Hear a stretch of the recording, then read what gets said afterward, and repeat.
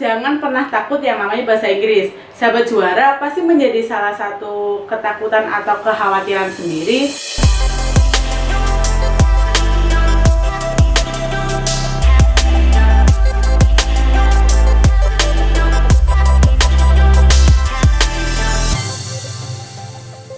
Halo sahabat juara, balik lagi bersama saya Maflaha di arena lomba berbagi informasi untuk Indonesia berprestasi.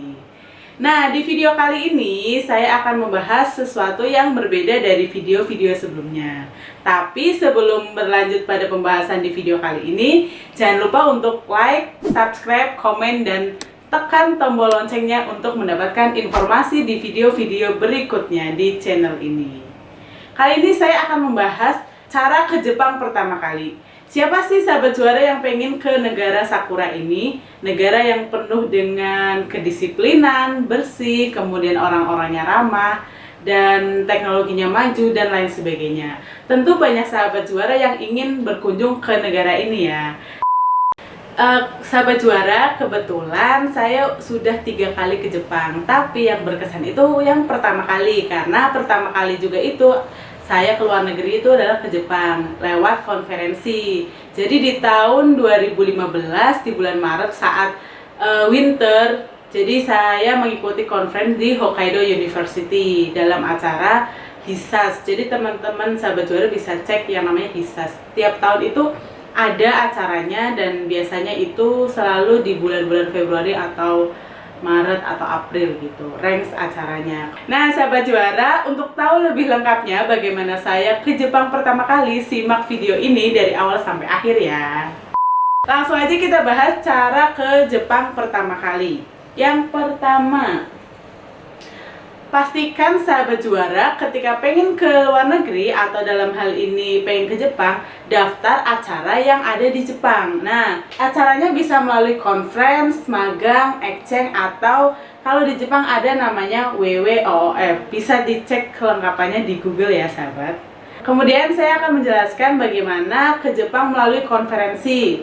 Konferensi ini biasanya banyak dilakukan oleh mahasiswa, baik mahasiswa S1, S2, S3, profesor maupun peneliti, karena konferensi ini merupakan pertemuan ilmiah di berbagai bidang ilmu pengetahuan di berbagai negara. Nah, kalau sahabat juara pengen tahu di mana cari konferensi-konferensi di berbagai negara termasuk di Jepang, sahabat juara bisa cek di Google namanya Conference Alerts. Itu akan muncul berbagai macam konferensi di berbagai bidang dengan timeline dan di negara mana konferensi itu dilakukan. Selanjutnya, setelah sahabat juara mendaftar, biasanya kalau konferensi itu sahabat cukup mengirimkan abstrak dari sebuah penelitian yang sahabat juara lakukan. Nah, abstrak ini biasanya isinya 250 kata dalam bentuk bahasa Inggris. Kemudian panitia akan menyeleksi apakah abstrak teman-teman sahabat juara itu layak untuk diikutsertakan dalam konferensi internasional. Setelah sahabat juara mengapply abstrak yang telah sahabat juara lakukan tentang penelitian ataupun sebuah riset, pastikan sahabat juara mendapatkan LOA ketika sahabat juara dinyatakan lolos ikut konferensi ini. Apa sih LOA? LOA itu semacam surat sakti dari panitia atau kepanjangannya Letter of Acceptance.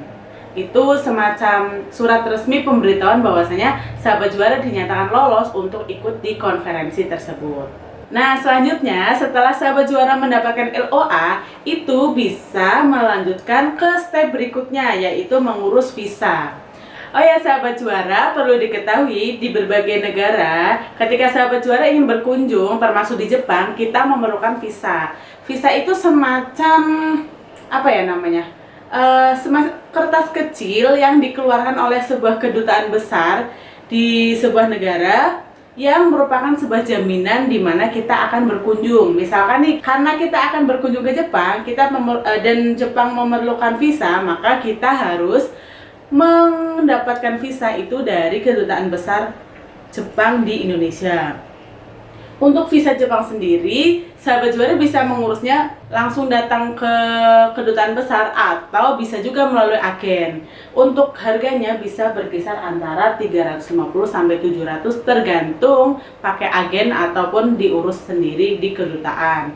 Enaknya kalau pakai agen, kita nggak usah repot hanya mengirimkan berkas-berkas yang berkaitan dan dokumen yang diperlukan untuk pembuatan visa, dan kita tinggal menunggu apakah visa kita diterima atau enggak.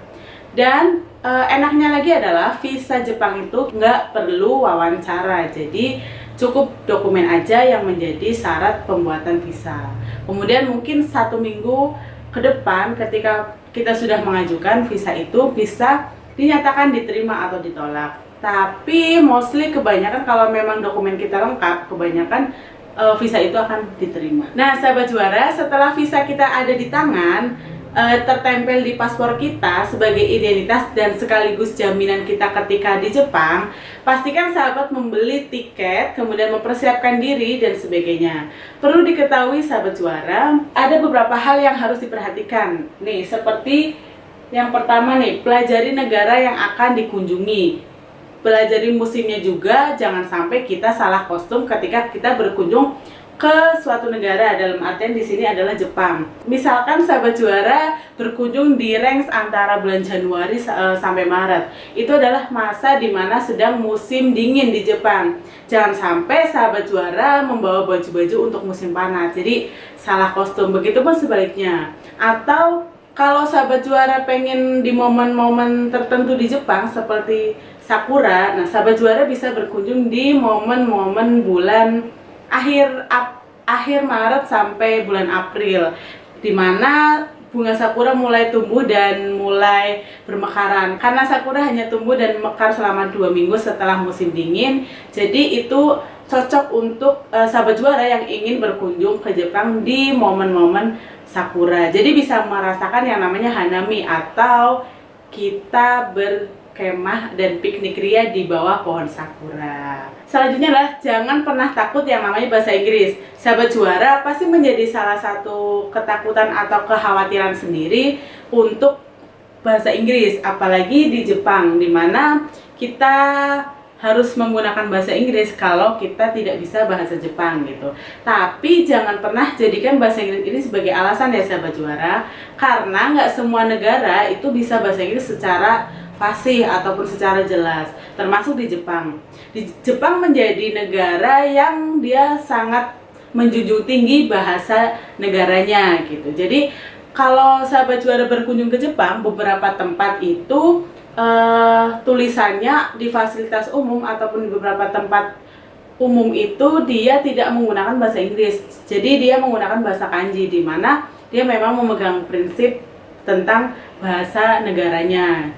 Tapi jangan khawatir karena di beberapa tempat umum yang memang sudah terkenal itu ada bahasa Inggrisnya. Dan jangan khawatir juga teman-teman sahabat juara itu bakal kesasar atau nggak tahu arah kemana dan sebagainya, karena orang-orang di sana itu sangat baik dan mau menunjukkan tempat misalkan kita bertanya sesuatu ataupun sebagainya.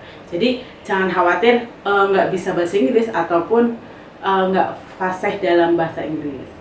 Kemudian tips dari saya adalah bawa kenang-kenangan kecil dari Indonesia. Untuk apa sih kita repot-repot bawa hal-hal kecil yang bisa dibawa untuk ke negara Jepang gitu. Jadi sahabat juara di sebuah perjalanan pasti sahabat juara berkenalan dengan orang baru, misalkan sekedar untuk ketemu dengan misalkan supir di angkutan ataupun orang baru di kereta atau sebagainya gitu. Nah, atau orang yang bisa kita tanya dan sebagainya. Nah, itu kenang-kenangan ini tuh dari Indonesia itu misalnya kayak pouch ataupun barang-barang kecil lah yang bisa easy going untuk kita bawa, itu bisa kita kasihkan sebagai kenang-kenangan ke orang tersebut. Jadi sebagai bentuk terima kasih karena telah membantu misalkan menunjukkan arah atau menunjukkan suatu tempat yang kita ingin tuju dan sebagainya. Selanjutnya, sahabat juara ketika berkunjung ke Jepang, selain konferensi ya, kalau dalam bahasan tadi, karena konferensi itu biasanya hanya berkisar 1 1-3 hari lah maksimal. Tapi sahabat juara juga bisa menambah hari untuk sedikit jalan-jalan. Sayang dong ketika sahabat juara sudah ibaratnya sudah berjuang ke negara ini dengan susah payah, misalkan kalau semisal nggak dapat sponsor, kemudian hanya ada di ruangan akademik gitu, dalam artian di konferensi aja gitu. Sayang kan, walaupun memang sebenarnya ketika sahabat juara ke luar negeri itu sebenarnya juga udah auto jalan-jalan sih, karena bisa jadi di luar negeri itu trotoar aja bagus gitu, sedangkan kalau kita di negara kita tuh kayak biasa aja gitu. Mungkin beda suasana dan beda tempat gitu, padahal ya sama-sama trotoar kadang gitu, tapi auranya tuh beda ataupun feel-nya tuh beda gitu. Nah, kunjungi tempat-tempat penting di Jepang itu juga perlu untuk kita belajar apa sih makna di dalam sebuah bangunan. Misalkan kalau di Jepang itu kan teman-teman sahabat juara bisa temukan banyak kastil, ataupun yang suka anime, kartun, Doraemon, Shinchan dan sebagainya, itu kan pasti ada kisah di baliknya kenapa bisa muncul tokoh itu, ataupun kastil itu menceritakan tentang apa sih. Nah, sobat juara itu bisa belajar dari kunjungan-kunjungan di tempat-tempat penting di Jepang atau tempat-tempat ikonik gitu. Selanjutnya, foto-foto dengan apik ataupun foto-foto bagus itu juga bisa sahabat juara lakukan di tempat-tempat tertentu di negara Jepang untuk jadikan oleh-oleh untuk teman-teman sahabat juara di Indonesia. Jadi ini adalah salah satu tips murah untuk mendapatkan oleh-oleh untuk teman-teman sahabat juara. Jadi sahabat juara bisa berfoto, kemudian atau memoto pemandangan ataupun bangunan yang ikonik, kemudian bisa dijadikan postcard sebagai oleh-oleh. Selanjutnya, sahabat juara, ketika melakukan perjalanan ke luar negeri, sahabat akan belajar dari yang namanya perjalanan, berelasi, atau berjejaring dengan antar negara. Selain itu, sahabat juara juga jangan pernah takut ketika kita berkunjung ke sebuah negara, dalam hal ini adalah Jepang, di mana negara Jepang adalah minoritas muslim. Kita nggak usah takut susah makan yang halal ataupun susah untuk melakukan ibadah, karena beberapa tempat sudah sangat friendly dengan muslim dan kita bisa melakukan pengecekan dengan itu halal atau enggak itu dengan HP ataupun smartphone yang kita gunakan. Jadi misalkan kita pengen beli sesuatu nih, untuk mengecek halal enggaknya bisa kita scan via Google Translate dari huruf kanji yang tertera di bungkusnya, kemudian kita bisa translate dan bisa ketahui itu halal atau enggak gitu. Nah, jadi intinya adalah ke Jepang pertama kali itu sahabat juara harus memperhatikan benar-benar mau melakukan apa di sana. Misalkan mau konferensi, sahabat juara pastikan di kampus mana konferensi itu diadakan atau di tempat mana gitu, karena kebanyakan konferensi itu di kampus sih biasanya. Jadi misalkan di Tokyo University atau Hokkaido University atau yang lainnya gitu. Kemudian jangan lupa untuk susun itinerary atau jadwal perjalanan, karena biasanya karena kita berkunjung di sebuah negara itulah sangat singkat, maka jadwal perjalanan itu akan memandu kita untuk melakukan apa aja. Oke, sampai di sini sahabat juara, itu tadi cara ke Jepang pertama kali. Terima kasih, bye-bye.